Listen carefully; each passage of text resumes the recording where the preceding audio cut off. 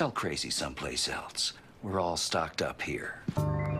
It's a beautiful day in this neighborhood, a beautiful day for a neighbor. Would you be mine? Could you be mine? It's a neighborly day in this beauty wood, a neighborly day for beauty. Would you be mine? Could you be mine? I have always wanted to have a neighbor just like you. I've always wanted to live in a neighborhood with you, so let's make the most of this beautiful day. Beautiful day. Since we're together, His Eminence, the Imperious Leader, will be with us shortly. Mine, could you be mine? Won't you be? The joy of home ownership means that you get to own land. What you do with that land is up to you and your imagination. It started by doing backyard cleanup. I uncovered slabs of broken patio concrete. I used to make fish tank scenes out of styrofoam, and they look really cool Rocky Mountain caves and stuff like that. Really cool stuff with animated motorized sea creatures and monsters. It was all in there. But they were always indoors. I never built anything to survive the outside. Until I came across roofing materials, such as this rubberized roofing glue with its polyester membrane cloth, and I was now able to make the same mountains I did for fish tanks, but much larger, being outside. This meant for the first time, I was now able to make things big. Not only big enough to make my own little world, I wanted to make my own little planet. They said when you got here, the whole thing started. Where did you come from? It had its own spaceships, robotic explorers, reptilian creatures, and of course my favorite, the freakazoid plant life that entirely inhabited my planet. It all lit up at night. There was no hiding it or hiding from it. This is City Alpha 5! And to be able to interact with this world was a thrill to just walk around in it. My own little world. It was my planet, and I loved it. But not all felt the love. When this walking pile of fertilizer neighbor of mine couldn't get the price he wanted for selling his house, started vandalizing mine. And arrests had to be made. Security cameras are essential. Remember, it's not a crime if you can't prove it. And it wasn't long before code enforcement showed up. And I felt coerced into doing something I so wholeheartedly soon regretted. I took it down. And I was persuaded now to act more sophisticated, adult-like. Mature was the word I most commonly heard. So I decided to actually patent my invention. The laser-targeted, remote-controlled bee's nest destroyer. This here is one of my fully functional prototypes I sent out for personal evaluations for destroying the nests of flying venomous insects safely, without the risk of ever getting stung. I kept trying to get their review on what they thought of my invention, but I never heard from any of them.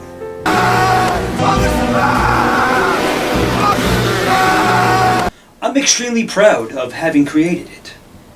After all, an idle mind is a devil's workshop.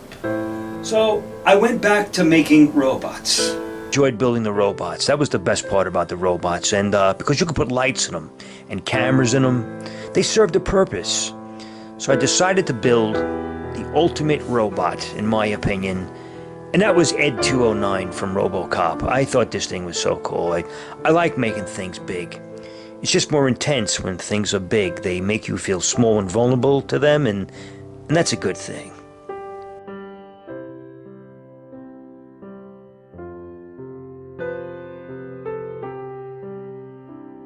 Then came a full-size mech that I wanted to make.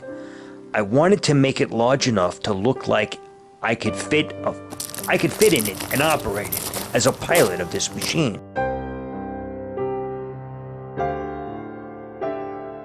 Because I knew that I wanted to make a movie prop that I could interact with. I wanted to make a film. And that movie short that I created is called The Vortex Machine. It's on YouTube, called The Vortex Machine. It's my very own story about a scientist that was involved with the project called the Philadelphia Experiment. And he confiscates the equipment and rebuilds it into his own personal time-traveling walking tank mech machine to prove that time travel is possible. In order to prove this, he figures he must return with extraordinary evidence, and to him that was the egg of a Tyrannosaurus Rex. He soon learned that there are some things that man should leave alone.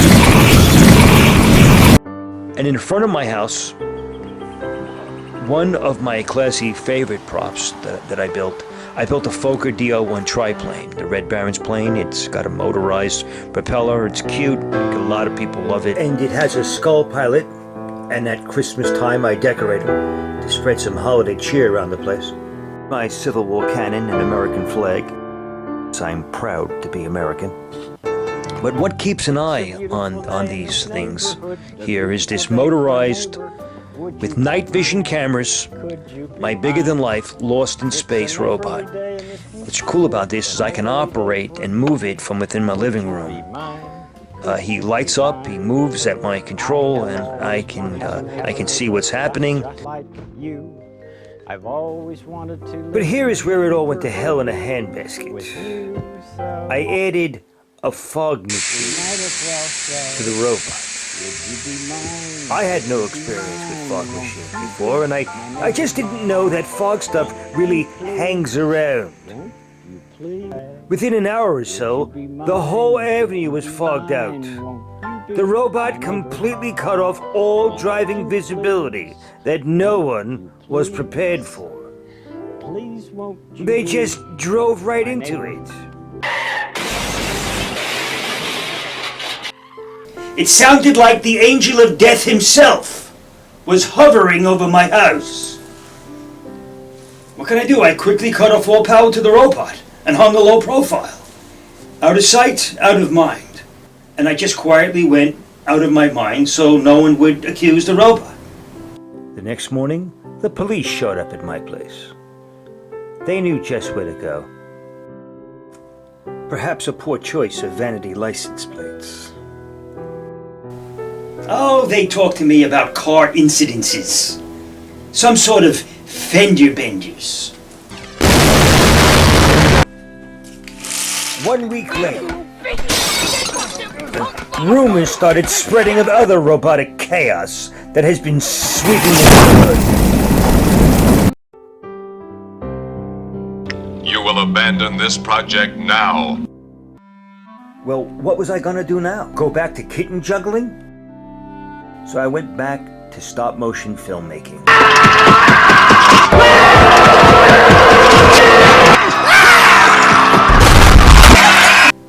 I started a stop-motion miniseries I called Gladiator Mechs.